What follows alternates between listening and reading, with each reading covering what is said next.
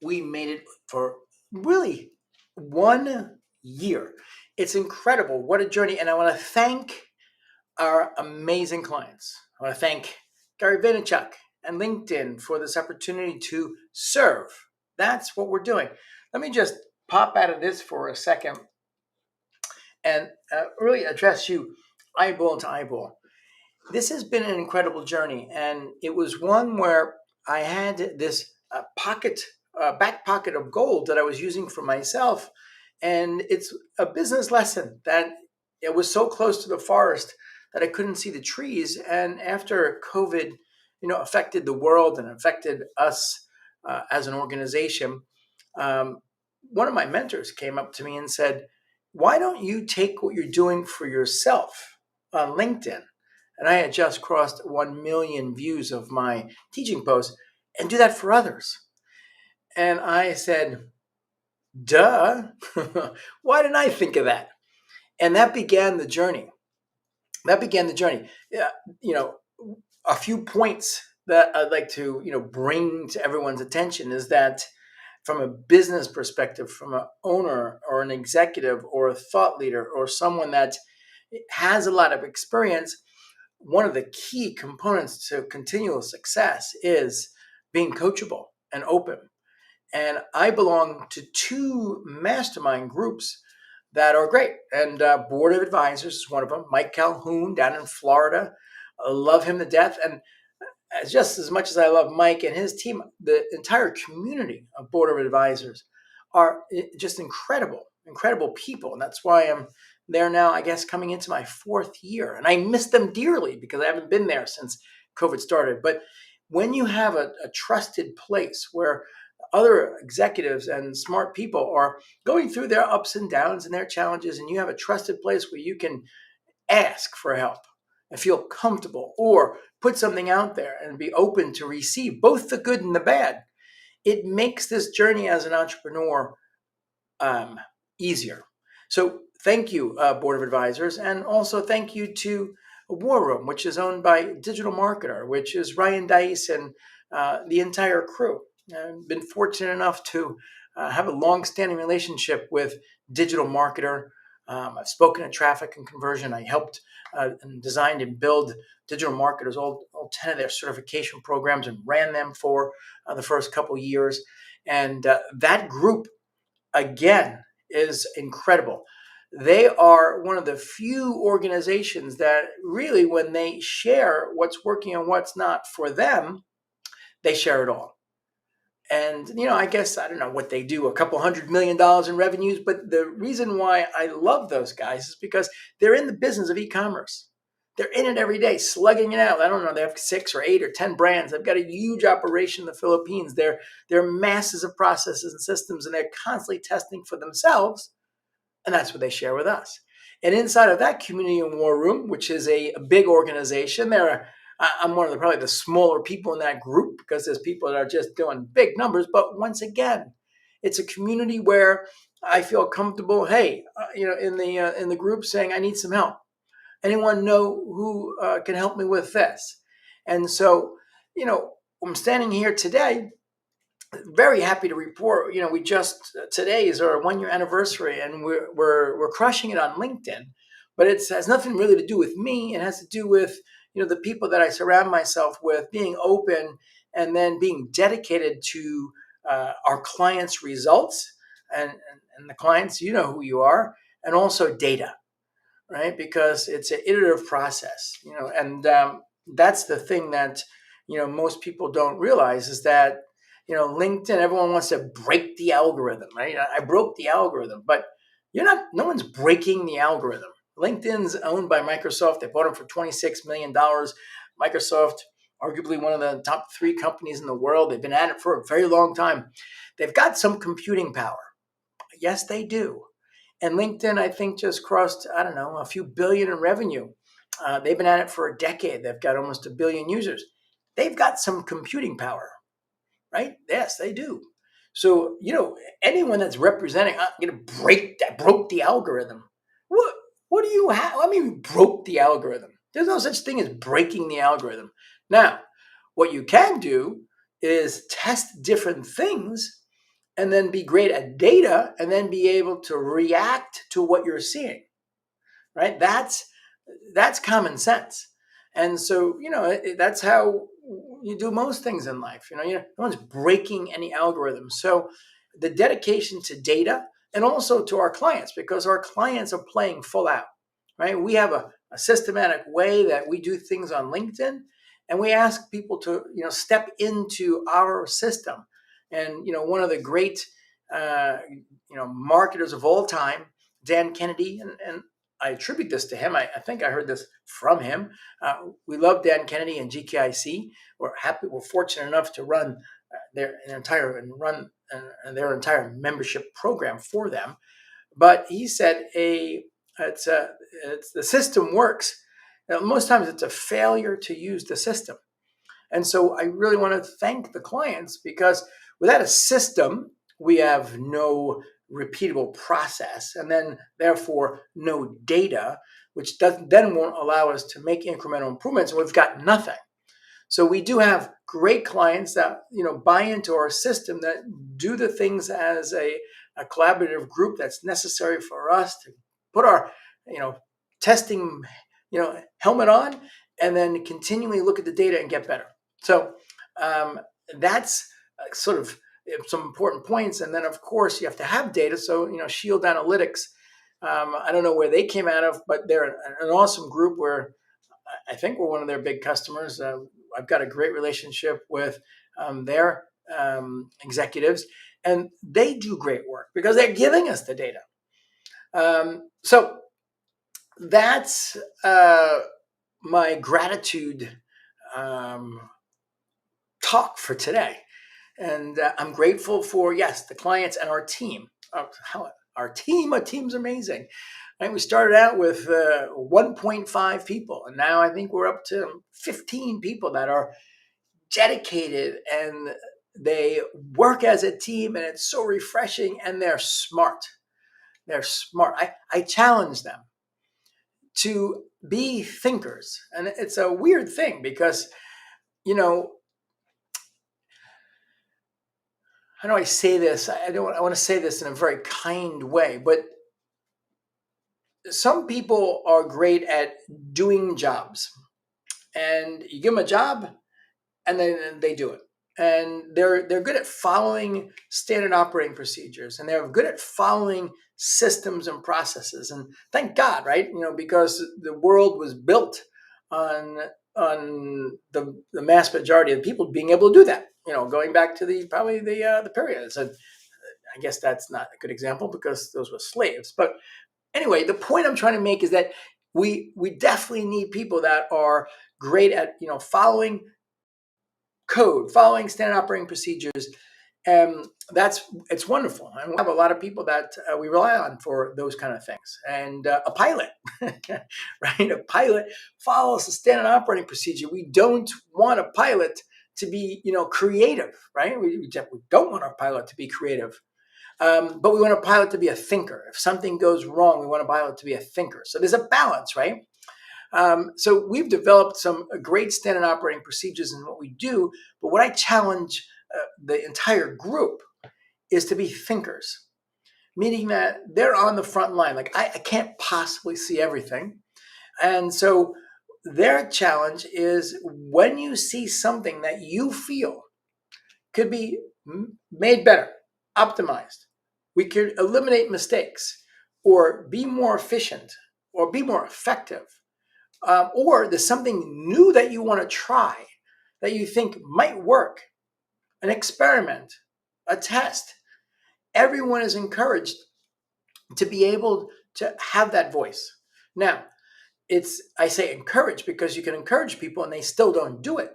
So it's a culture of really hammering in, saying like, look, this is really what I want. More important than anything else is for you to be able to think. And then I encourage you, and we all want you to be able to bubble up ideas. Now, I feel like what stops people a lot of times from doing that is judgment, and the fear of what people are going to think if you provide them with your opinion, right? Right? Your thought or your opinion is deeply personal, right? It's yours.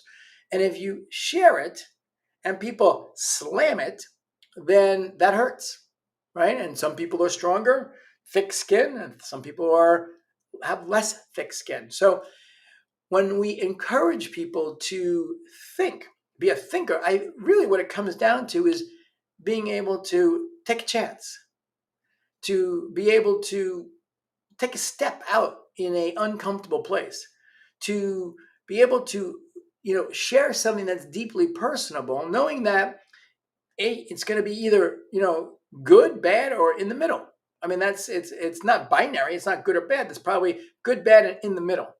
But none of that matters, whether it's good, bad, or in the middle. What matters is that you took the courage to do it, because you know the best baseball players of all time, boom, baseball players, bat a little over 300%. So that means that 10 times up at the plate, if they get 3 hits out of 10 swings, they're going to the Hall of Fame. That's that means that they need to be comfortable failing, right? Because 7 out of the 10 times they're walking back to the dugout, the bat over their shoulder. So the rest of the players in Major League Baseball, they're at like 2.7 times. So 7.3 times they're walking back to the dugout. Now, these are the best players in the world. Population of multi-billions. These are best players in the world. So what is that psyche for them? And that's what we're trying to encourage our amazing team to be able to step out. And I would rather see 10 ideas that are really not going to be workable and keep having them come up with ideas and spending time with our group, bubbling these up, than someone that clams up. And so I just want to report how happy I am with our team, because they step up and they do that. And so gratitude, thank you. I want to just share some interesting things here as well. Let me go back to the share. And yeah, so this is Shield Analytics. The report for the 1 year is we've generated over 27,631,602 views for our clients. Now, this is the number is actually well over 30 million, because we obviously have not retained all the clients since we started. And in fact, that is called turnover. And in the beginning, we had, more turnover than we should have. And I'm going to come back. I want to share something about, what makes people successful in our program, because I think a lot of people can learn from that. So the number, I don't know what the number is, because once they're, when they're not with us, we kind of have to bring them out of the system. But I don't know, probably well over 30 million views. Now think about that. These are, business executives, coaches, consultants, C-suite thought leaders that prior to meeting us had less than 1/10 of that. So that would be, someone that had maybe 10,000 views getting 100,000 views. So what does that look like within a short period of time? What is the impact of doing the right thing, giving LinkedIn what they want, producing, as Gary Vaynerchuk says, great content with consistency, and then the key one is speed, being able to do that over and over again. What's the impact for you if you get that visibility? And the impact is great, because that is going to be your, say, broadcast station around the world. And if you're doing the right thing and sharing value, then you basically have your own broadcast station, thanks to LinkedIn, and they're helping you grow your station, where you get to share your wisdom. People get to know, like, and trust you, indoctrinated by who you are, what you stand for, and the service that you provide. Now, over time, consistency is the key. Then that group of people is going to get, accustomed to your valuable information. And the vast majority of them are not going to, in the first week, start messaging and say, "Oh, you're so smart. You changed my world with 3 posts. And, I want to give you $15,000 to start the relationship." That's not how it works. It's a long game. But what happens over time is that you get indoctrinated inside of the front of the mind, front of mind. This is, basically drip marketing at its best. You're kind of lodged in there. So at some point when something changes and that consideration for them opens, you own the spot. Now you haven't boxed out completely the competition. It's an enterprise solution, and they're going to go through that process of others, but you own the spot, the first call. Now, if it's more of a relationship type of sale, service-based business, then the vast majority of the time you will just get the call, and they won't even consider the competition. They rarely ever try to negotiate on price, and the sales cycle it can be zero, basically, because people are following you for some time and they're just like, "Okay, I'm ready. Can we jump on a meet? I just want to find out the details." That's what this is all about.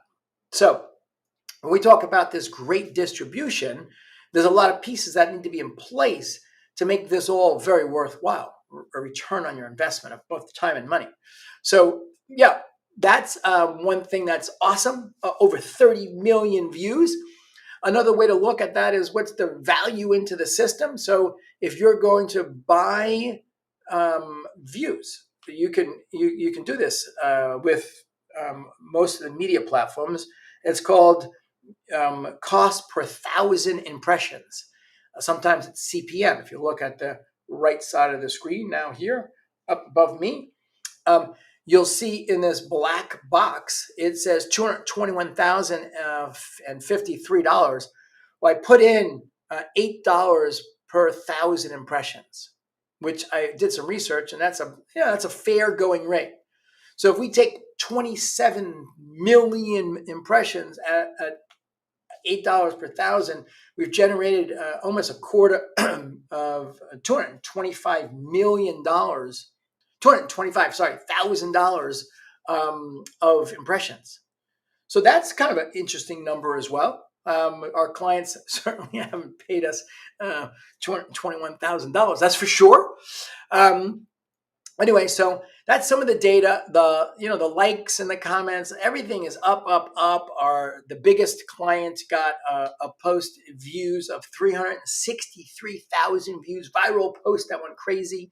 The second best view in the last year is 247,000 views. That was another viral post. The third most powerful was from one of our client, Mike, who's just become a great friend. He's a client on the education side, 163,000 views. And then we had 161,000 views from, actually, quite frankly, someone that started, that's a famous speaker that basically gave us nothing. We just worked our magic. We have a proprietary post we do every Friday. And he basically started, and I don't know what happened. He's too busy, kind of really didn't even take my call after that, or the team's call. It was kind of weird. Anyway, he had a post at 161,000, and then another one that was 146,000. So that number, those 6-digit posts are, we have a lot of those, probably 20, 30, 50 of those over the last year. And then we have a lot that are 5,000, 10,000, 20, 50,000, etc. So that's some of the data. Who can I say thanks to? Just some shout outs.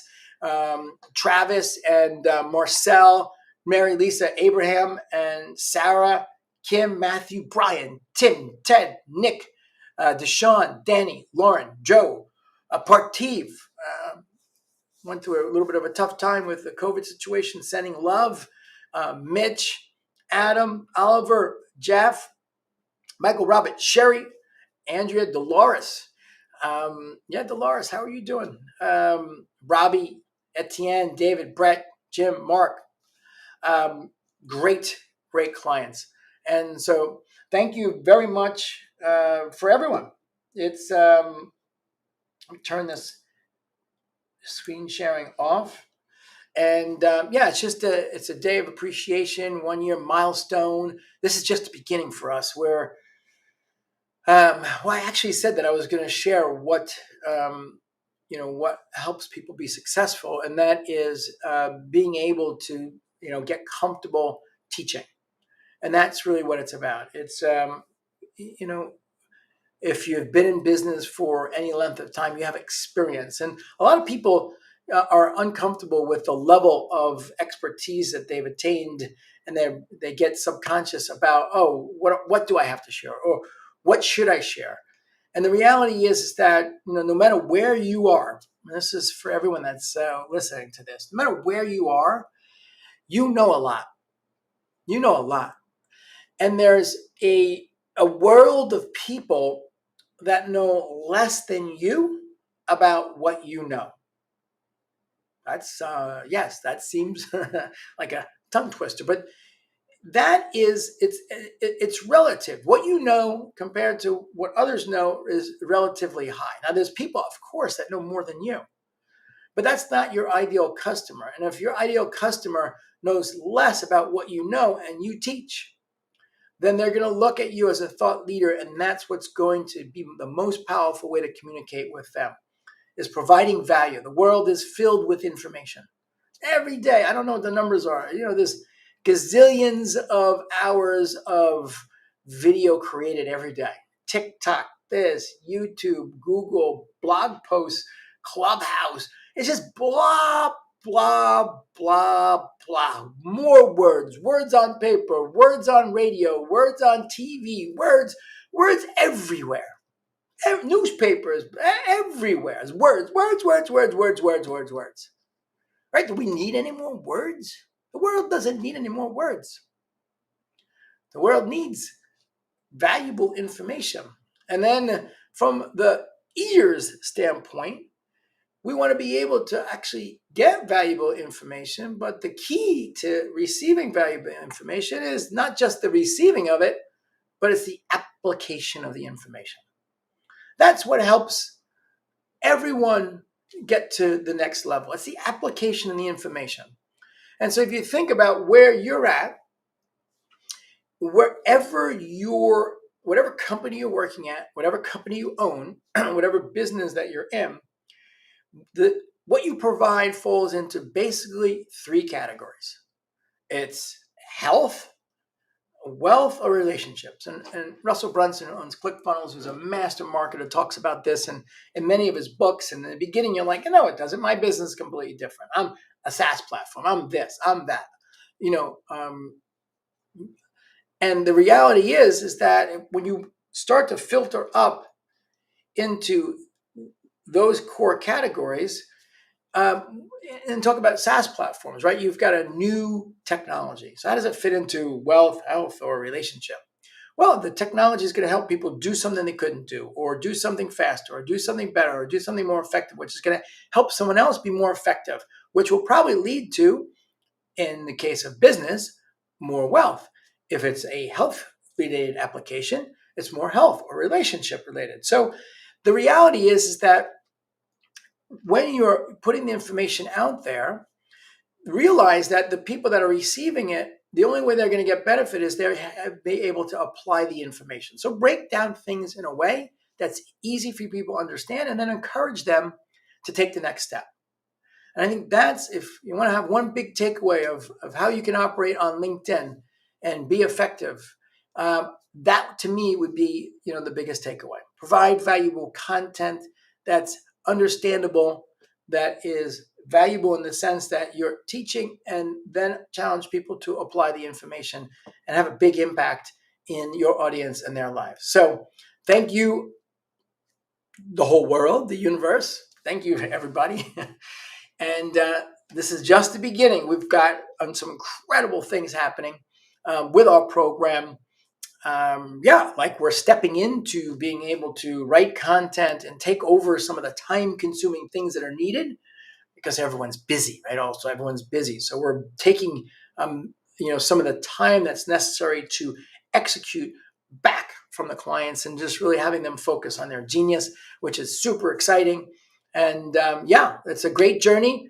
let's get on this journey for year two. If you're interested in being part of our organization, let us know. We're growing, so we always need people. If you're interested in becoming a client and getting broadcast around the world and becoming a thought leader and growing your business, let us know. We're here. It's an exciting time, and we'll see you on the same type of wrap up a year from now. Have an amazing day.